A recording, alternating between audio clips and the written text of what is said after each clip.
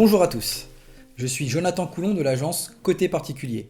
Je suis agent immobilier, administrateur de biens et syndic à La Rochelle. Dans cette vidéo, je vais aborder une problématique que se posent de nombreux vendeurs dans le cadre de leur projet de vente. Dois-je faire des travaux avant de vendre? Y a-t-il un intérêt? Eh bien, ce sont d'excellentes questions. À travers cette vidéo, je vais pouvoir vous aider dans votre réflexion. La première chose que je peux vous dire, c'est qu'un petit rafraîchissement avant de vendre est toujours recommandé. Un vrai plus vis-à-vis de votre concurrence directe, que sont les autres vendeurs de votre secteur.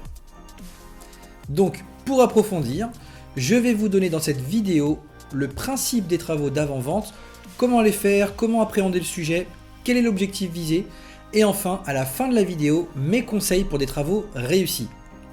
Le principe de réaliser des travaux avant de vendre est de permettre de répondre aux attentes de vos acquéreurs.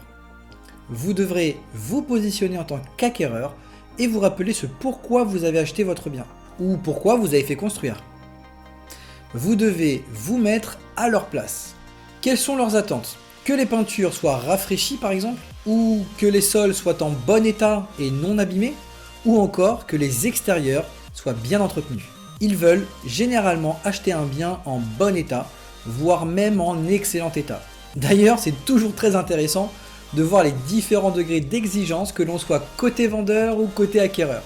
Posez-vous la question, achèteriez-vous votre bien en l'état aujourd'hui et au prix que vous souhaitez? Voire même, est-ce que si vous étiez quelques années en arrière, vous auriez confirmé votre intérêt pour ce bien dans cet état? Alors comment faire les travaux? Comme je le dis souvent à mes clients, il faut imaginer une maison témoin. Il faut épurer au maximum afin que le candidat acquéreur puisse plus facilement se projeter. Il vous faudra par exemple enlever votre ancienne collection de mugs venant du monde entier, présente dans plusieurs vitrines dans votre salon. Ou encore, tous vos tableaux et toiles surchargés sur 2 voire 3 pans de mur, même s'ils sont de toute beauté et très inspirants. Aussi, évitez du mieux possible les cartons de déménagement encombrant une pièce. Bref, tout ce qui pourrait empêcher votre acquéreur de se projeter. Alors quel est votre objectif? Vendre. Et pour vendre, vous devez susciter le wow chez votre futur acquéreur. Quand cela est possible, bien entendu.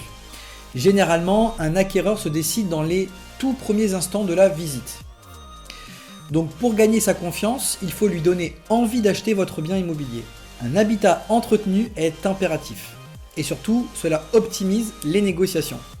En conclusion, vous l'avez bien compris, mon conseil va dans le sens de la réalisation de petits travaux s'ils sont nécessaires. Je dis bien s'ils sont nécessaires, afin de rassurer vos futurs acquéreurs et surtout éviter de donner le bâton pour se faire battre et entrer dans des négociations qui auraient pu être évitées. Il faut mettre toutes les chances de votre côté, c'est très important. Mais je ne vous conseille pas de faire des travaux pour faire des travaux. Parfois, peu d'argent ou même peu d'énergie permet de changer la perception qu'un acquéreur peut avoir de votre bien. Alors, heureusement pour vous, votre agent immobilier est là pour vous conseiller. En matière de travaux, je vais maintenant vous donner mes conseils. Conseil numéro 1. Vous pouvez faire du home staging, c'est-à-dire réutiliser l'existant, par exemple repeindre le mobilier pour lui donner une nouvelle jeunesse. En cas d'impossibilité, vous pouvez toujours utiliser le home staging virtuel. J'ai réalisé à ce titre une vidéo sur le sujet que je vous mets en lien à la fin de la vidéo. Conseil numéro 2, qui va dans le sens du premier, toujours utiliser des couleurs neutres. Et le conseil numéro 3, du coup, toujours utiliser des matériaux neutres. Conseil numéro 4, réparer toutes les anomalies. Une porte qui grince, une poignée cassée ou encore une vitre cassée. Vous devez réparer ces anomalies. Petit hack, rien que pour vous. Une astuce pour le parquet qui grince. Parfois cela est apprécié, parfois non. Ce que vous pouvez faire, c'est d'injecter du talc dans les interstices. Vous verrez un vrai miracle. Le parquet ne grince plus. Conseil numéro 5. Réviser la plomberie. Il faut voir s'il n'y a pas de fuite et ou refaire les joints du carrelage. Conseil numéro 6. Entretenir les extérieurs. Là aussi, c'est très important. N'hésitez pas à prendre du temps pour enlever les mauvaises herbes, tondre la pelouse, nettoyer les clôtures, entre autres. Conseil numéro 7. Faire un gros nettoyage de printemps avant la commercialisation. Épousseter tous les bibelots, les miroirs, les tableaux, les interrupteurs et même les prises.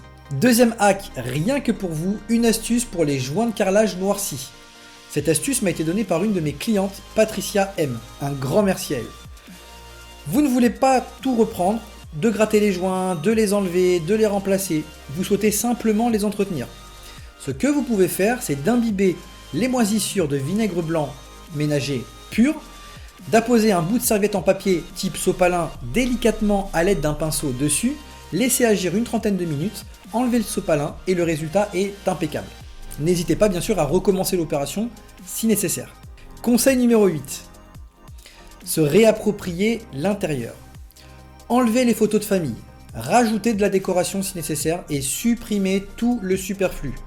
Pour la décoration, vous pouvez trouver à bas coût dans divers magasins type Zodio, La Foire Fouille, Jiffy ou encore chez Action, votre bonheur. Et enfin, mon dernier conseil, l'ultime conseil, saisir un professionnel pour la vente de votre bien, comme côté particulier par exemple, je dis ça, je dis rien. En effet, parce qu'un professionnel pourra vous conseiller sur les travaux nécessaires à réaliser et ceux qui ne le sont pas. Et surtout, le professionnel fera le tampon avec vos candidats acquéreurs dans les négociations. Un véritable médiateur. Aussi, le professionnel comme notre agence utilise des canaux très larges de diffusion, pas toujours accessibles aux particuliers, et saura mettre en valeur votre bien par son expertise et par des services innovants, tels que des photos de qualité professionnelle ou par l'intervention d'un photographe professionnel. Cela mettra en valeur votre bien et encore mieux les travaux que vous avez réalisés. Ou si vous ne pouvez pas faire de travaux, il existe le homestaging virtuel. Nos partenariats avec des architectes d'intérieur permettront à votre acquéreur de mieux se projeter, que votre bien soit encombré ou non, ou carrément que votre bien soit totalement vide.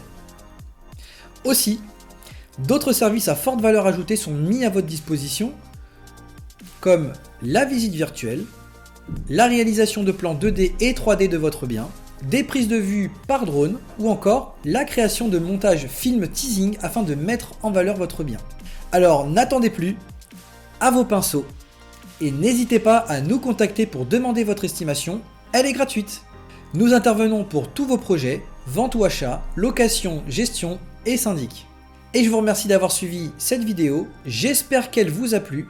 Faites-moi savoir en commentaire tous vos conseils en matière de travaux, cela aidera la communauté. Et n'oubliez pas de vous abonner à tous nos réseaux sociaux, Facebook, Instagram, LinkedIn et notre page YouTube pour voir d'autres vidéos. A très vite, au plaisir de vous rencontrer, ciao!